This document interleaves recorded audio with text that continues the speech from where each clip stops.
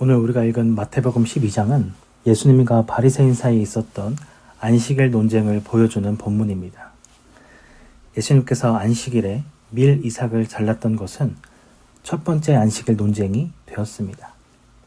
바리새인들은 왜 안식일을 지키지 않느냐고 예수님과 제자들을 향해 강도 높은 비난을 하였습니다. 오늘 본문 1절, 2절입니다. 그때 예수께서 안식일에 밀밭 사이로 가실새 제자들이 시장하여 이삭을 잘라 먹으니 바리새인들이 보고 예수께 말하되 보시오, 당신의 제자들이 안식일에 하지 못할 일을 하나이다. 아멘. 이에 예수님께서는 몇 가지 예를 들면서 안식일의 의미에 대해 말씀하셨습니다. 본문 3절에서 5절입니다. 예수께서 이르시되 다윗이 자기와 그와 함께한 자들이 시장할 때에 한 일을 잃지 못하였느냐.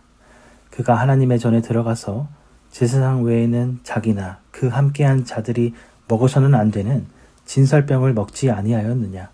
또 안식일에 제사장들이 성전 안에서 안식을 범하여도 죄가 없음을 너희가 율법에서 읽지 못하였느냐. 아멘. 그리고 이어서 지금까지 유대인들이 목숨처럼 지켜왔던 안식일의 규례를 뒤집는 놀라운 말씀을 하셨습니다. 안식일에 있는 이유와 안식일의 의미에 대하여 예수님께서는 다음과 같이 말씀하셨습니다. 본문 6절에서 8절입니다. 내가 너희에게 이르노니 성전보다 더 큰 이가 여기 있느니라. 나는 자비를 원하고 제사를 원하지 아니하노라 하신 뜻을 너희가 알았더라면 무죄한 자를 정죄하지 아니하였느니라. 인자는 안식일의 주인이니라 하시니라. 아멘. 그동안의 유대인들은 하나님께서 안식일에 쉬셨기에 모든 노동과 일들을 일체 금했습니다. 물건을 옮기는 노동, 걷는 것까지 노동이라 생각하여 먼 길을 이동하는 것조차 금했습니다. 심지어 생명이 위급한 환자를 죽지 않을 정도만 치유를 해놓고 안식일이 지난 후 본격적인 치료를 할 정도로 안식일을 문자적으로 철저히 지켰습니다. 안식일을 목숨처럼 지켰던 유대인들에게 예수님께서는 안식일에 대한 새로운 개념과 새로운 관점을 제시해 주는 것입니다. 모든 율법의 완성이신 예수님께서는 예수님으로 말미암아 누리게 되는 참된 안식에 대해 말씀하고자 하셨습니다.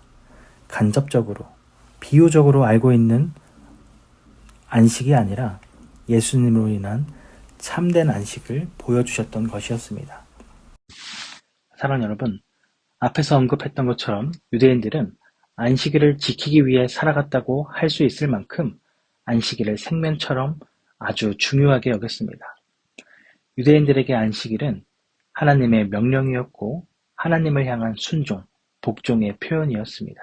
그러나 안식일을 너무 잘 지키기 위해 파생된 규율들과 규칙들이 생겨나기 시작했고 그 규율과 규칙에 너무 집중한 나머지 하나님의 뜻을 볼 수 없게 되었습니다.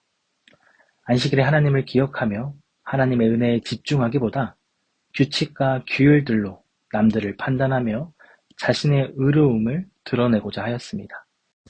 유대인들의 이러한 엇나간 안식일 규율에 예수님께서는 안식일의 참된 의미를 알려주셨던 것이었습니다. 안식일의 규율과 규칙은 안식일을 잘 지키기 위해 생겨난 것이었습니다. 좋은 의도로 하나님을 더 잘 섬기기 위해 규율들을 제정하고 규칙들을 지켰지만 우선순위가 뒤바뀌고 만 것이었습니다.